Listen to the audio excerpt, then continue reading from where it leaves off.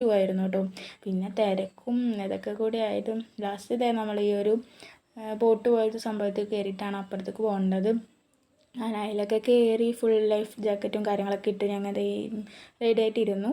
പിന്നെ ആ ഒരു പോണ ഇതൊക്കെ ഭയങ്കര ഇഷ്ടമായെങ്കിൽ ആ ക്യൂ നിന്നത് മാത്രം ഇഷ്ടമായിരുന്നു. കാരണം അത്രയും വെയിലൊക്കെ ആയിരുന്നു. വെയിലത്തൊന്നും നിൽക്കാൻ പറ്റുന്നുണ്ടായിരുന്നില്ല. ഭയങ്കര ഒരുമാതിരി വെയിലായിരുന്നു.